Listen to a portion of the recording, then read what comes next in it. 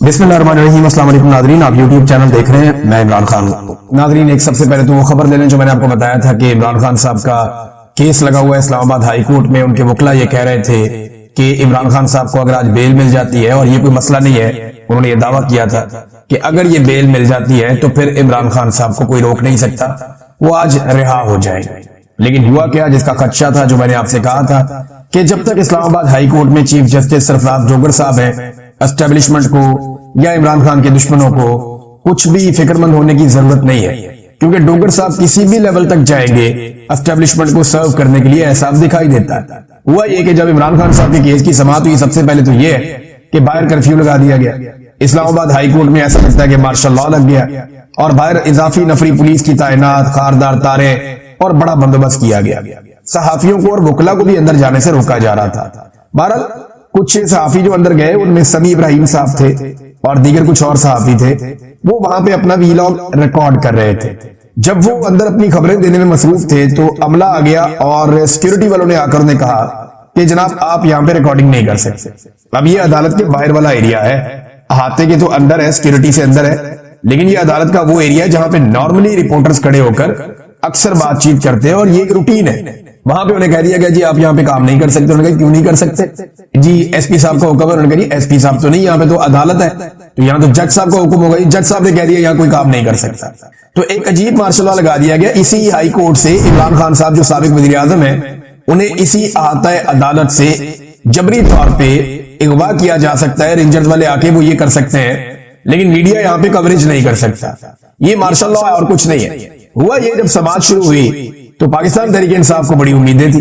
तहरीक इंसाफ को लगता था वो बात आज बन जाएगी, लेकिन पता चला कि जी प्रोसिक्यूटर अब बीमार है, और प्रोसिक्यूटर जो बीमार है ना, उसने कोई मेडिकल रिपोर्ट भेजी ना कोई और चीज भेजी, बस अचानक बता दी प्रोसिक्यूटर बीमार है और वो नहीं आ सकता। नॉर्मली ये होता है कि बीमार हो तो जज एक आधे दिन की, 2 दिन की तारीख दे देता है कि ठीक है भाई कल आके पेश हो जाए, नहीं तो अपनी मेडिकल रिपोर्ट लेकर आए, नहीं तो फिर आप उनकी जगह किसी और को बोले वो पेश हो जाए। सरकारी है ना, तो सरकार का काम नहीं रुकता होता है। एक प्रोसिक्यूटर बीमार है, दूसरा आ जाता है। लेकिन पता चला जनाब के प्रोसिक्यूटर बीमार है, और उसके बाद इस बीमारी की बुनियाद पे जज साहब ने कहा जी आज तो समाअत नहीं हो सकती। तो हम आपस में मशवरा करते हैं, मशवरा करके 5 मिनट में आपको बताते हैं अब करना क्या, अगली तारीख कौन सी है।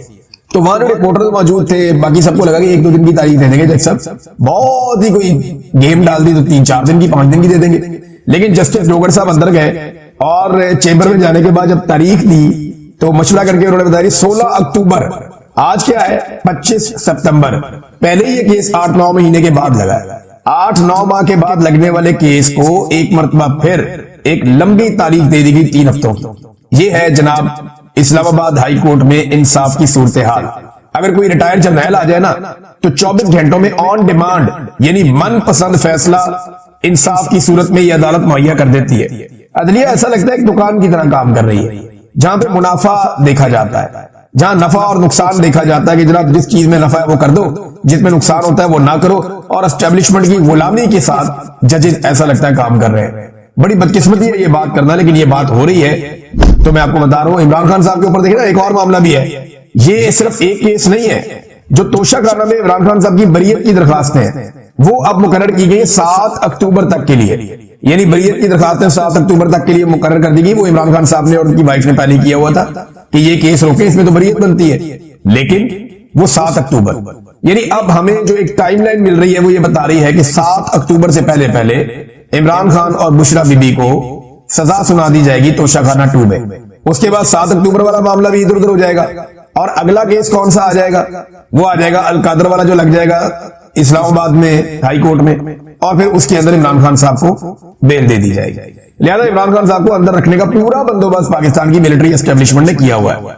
इमरान खान साहब की जो वीडियो लिंक पे समाअत होती है ना, उस हवाले से भी एक डेवलपमेंट है मेरे पास। अब ये देखें आपके हालात कहां पहुंच गए हैं, और ये कह कौन रहा है, ये सलमान अकरम राजा साहब बता रहे हैं कि जनाब हमारे साथ हो क्या रहा है। वीडियो लिंक पे इमरान खान साहब की जो समाअत हो रही थी उसके खिलाफ एक दरखास्त दायर कर दी थी पाकिस्तान तहरीक इंसाफ के इमरान खान साहब के वकला ने। अब वो समाअत होनी थी। अब जी समाअत के लिए वो कहते हैं जी हम वहां पे पहुंचे, और लतीफ खोसा साहब ने और सलमान अकरम राजा साहब ने, इन्होंने सीनियर जज से मुलाकात की कि जनाब हमारी समाअत क्यों नहीं हो रही। तो एडिशनल रजिस्ट्रार को बुलाया गया, उसने आकर बताया कि जनाब फाइल गुम हो गई, और जज साहब ने कहा जब तक फाइल नहीं मिलती तब तक समाअत नहीं हो सकती। ہمیں اس طرح کی صورتحال کا سامنا ہے. یعنی آپ اندازہ کریں کہ کہیں پہ پروسیکیوٹر پہ مار ہو جاتا ہے, کہیں پہ فائل گم ہو جاتی ہے, کبھی جج پہ مار ہو جاتا ہے, کبھی جج چھٹی پہ چلا جاتا ہے. اگر عمران خان کے ٹرائل کو تیز چلانا ہو اور عمران خان جیل سے باہر ہو تو روزانہ کی بنیاد پہ عدالتیں بلاتی ہیں.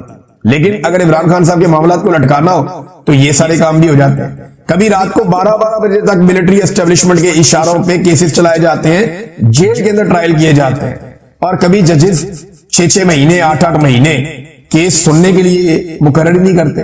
یہ عمران خان صاحب کو اندر رکھنے کے لیے ایک سازش کے طور پہ پورا نظام کام کر رہا ہے, اور ہم یہ ہوتے ہوئے دیکھ رہے ہیں. یہ تاریخ کا حصہ بن رہا ہے اور عدلیہ کی تاریخ مسخ ہو رہی ہے. اس پہ جو گول میز کانفرنس وکلا کی ہونی تھی صبح, وہاں پہ بڑی پولیس بھیج دی گئی اور وہاں پہ بھی بڑا دباؤ بنایا گیا جناب کہ یہ گول میز کانفرنس جو ہے وہ اس کو سبوٹاج کیا جائے. لیکن پھر وکلا بیٹھے, یہ سینئر ترین وکلا ہیں, ان میں زیادہ تر وہ ہیں جو سپریم کورٹ بار ایسوسی ایشن کے صدور بھی رہ چکے ہیں, جو جرنلسٹ کور کرتے ہیں سپریم کورٹ کو اور ہائی کورٹس کو. سینئر ترین صحافی وہ بھی وہاں موجود تھے, صدیق جان صاحب تھے, مطیع اللہ جان صاحب تھے, باقی ثاقب بشیر صاحب غالباً, باقی جتنے بھی سینئر جرنلسٹ ہیں وہ یہاں پہ موجود تھے.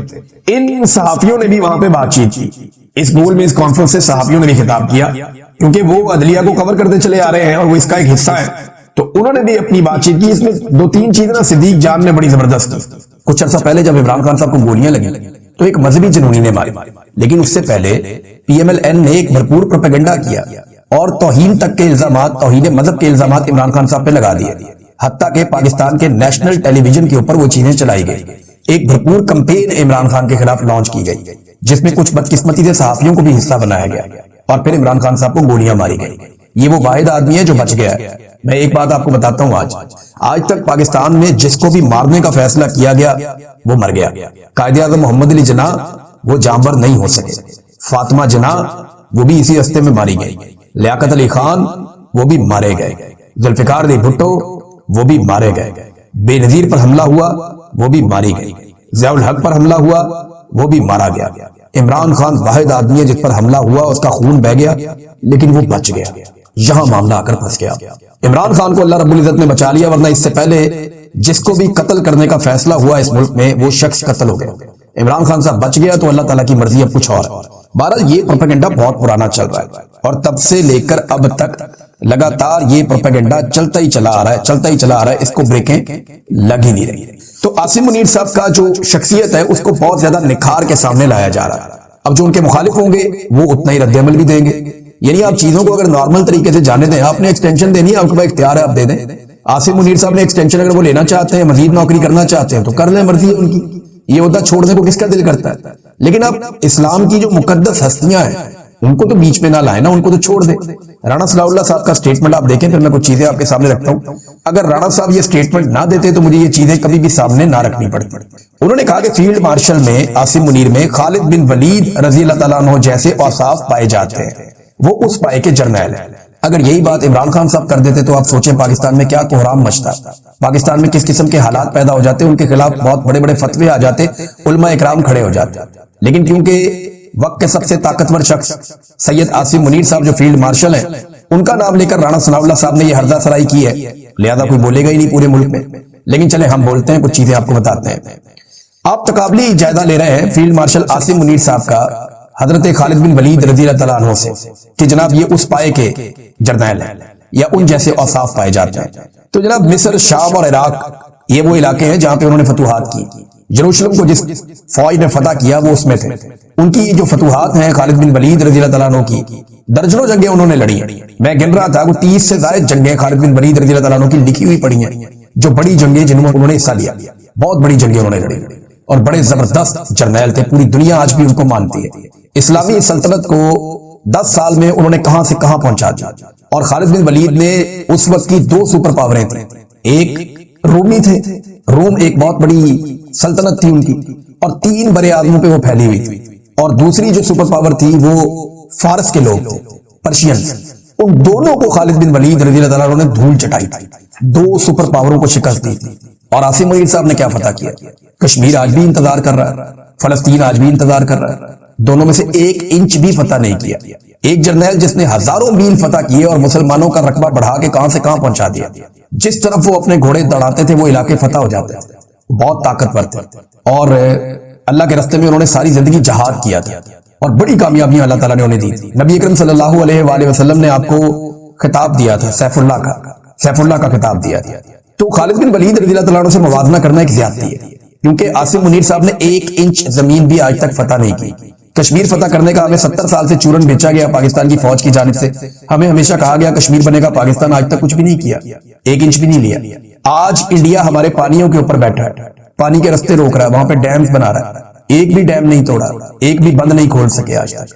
ہاں طیارے ان کے ضرور گرائے ہیں، لیکن یہ انڈیا نے پہل کی تھی اور ان کے طیارے گرے. لیکن ہم نے کیا فتح کیا، ہم نے کیا حاصل کیا؟ کیا آج انڈیا نے ہمارے پانی نہیں روکے ہوئے؟ یا تو پاکستانیوں کے اوپر اٹیک کیا جا رہا ہے. عاصم منیر صاحب نے کیا فتح کیا؟ 8 فروری 2024 کا الیکشن فتح کیا، پاکستان کی سب سے بڑی پولیٹیکل پارٹی کو اٹھا کے سب کو جیلوں میں ڈال دیا، یہ فتح کیا. 26 نومبر ہمارے سامنے ہے، 9 مئی ہمارے سامنے ہے، ابھی یہ سانحہ مرید کے ہمارے سامنے ہے، جگہ جگہ ہونے والے ڈرون حملے ہمارے سامنے ہیں، اور افغانستان سے ایک جنگ ہم شروع کرنے جا رہے ہیں. تو یہ موازنہ بنتا نہیں ہے. میرے خیال میں زیادتی ہے جو رانا ثناء اللہ صاحب نے کی ہے. تو جب آپ زیادتی کریں گے تو ہمیں ریکارڈ سیدھا کرنا پڑے گا. ہمیں کوئی اعتراض نہیں، آپ عاصم منیر صاحب کی دن رات تعریفیں کریں، جتنی مرضی تعریفیں کریں، لیکن جب آپ اسلام کی مقدس ہستیوں کو صحابہ اکرام رضوان اللہ علیہ اجمعین کے ساتھ آپ لا کر ملائیں گے نا، یا ان کی مثالیں دیں گے، تو پھر ہمیں مجبوراً جو فیکٹس ہیں وہ آپ کے سامنے رکھنے پڑیں گے، اور فیکٹس بڑے تلخ ہیں، ان کے اوپر پھر بات نہ ہی ہو تو بہتر ہے. اور دیکھیں نا، خالد بن ولید رضی اللہ تعالیٰ عنہ کو حضرت عمر فاروق رضی اللہ تعالیٰ عنہ نے اس موقع پر سپہ سالاری سے ہٹایا جب مسلمانوں کو یہ لگنا شروع ہو گیا تھا کہ فتح خالد بن ولید رضی اللہ تعالیٰ عنہ کی وجہ سے آتی. جب مسلمانوں کو یہ لگنا شروع ہو گیا تھا کہ خالد بن ولید رضی اللہ تعالیٰ عنہ کی وجہ سے یہ ساری فتوحات مل رہی ہیں، تو آپ نے عین جنگ کے موقع پر حضرت ابو عبیدہ بن جراح رضی اللہ تعالیٰ عنہ کو بنا دیا سپہ سالار. اور اس کے باوجود خالد بن ولید رضی اللہ تعالیٰ عنہ ان کے ساتھ مل کر جنگوں میں حصہ لیتے رہے اور بڑے عام مشورے بھی دیتے رہے، بڑے زبردست مار کے بھی سر کرتے رہے. تو جرنیل تو جنگ کے بیچ میں ہی تبدیل کیا جا سکتا ہے، اور خالد بن ولید رضی اللہ تعالیٰ عنہ جیسا جرنیل اگر تبدیل کیا جا سکتا ہے تو عاصم منیر صاحب کی تو اوقات ہی کوئی نہیں، کچھ بھی نہیں، پاؤں کی دھول بھی نہیں. تو یہ میں کیونکہ آپ نے مثال دی تھی رانا ثناء اللہ صاحب، تو اگر آپ نے شکریہ ادا کرنا ہے عاصم منیر صاحب نے یا ISPR نے اس معاملے میں، تو وہ رانا ثناء اللہ صاحب کا شکریہ ادا کرے، کیونکہ میں نے ان کا ریکارڈ درست کیا ہے اور یہ بہت ضروری تھا. اب ناظرین آ جائیں، یہ جو افغانستان کے ساتھ ایک ہمارا ایڈونچر چل رہا ہے، یہ شروع ہوتا ہے اس دن جب ڈونلڈ ٹرمپ اس خواہش کا اظہار کرتے ہیں کہ ہمیں چاہیے بگرام ایئر بیس، تو افغانستان منع کر دیتا ہے. اس کے فوراً بعد خواجہ آصف صاحب اچانک کہتے ہیں کہ افغانستان ہمارا دشمن ملک ہے، اور پاکستان کی جانب سے افغانستان کے ساتھ حالات خراب ہونا شروع ہو جاتے ہیں. اب جو خواجہ آصف صاحب نے ایک سٹیٹمنٹ دیا نا، جو ٹویٹ کیا، یہ انگریزی زبان ہم نے بڑے غور سے پڑھی. میری اور بھی بہت سارے جرنلسٹ ہیں، ان سے بات ہوئی، بہت سارے ایسے لوگ جو بڑے پیارے دوست ہیں، ان سے بھی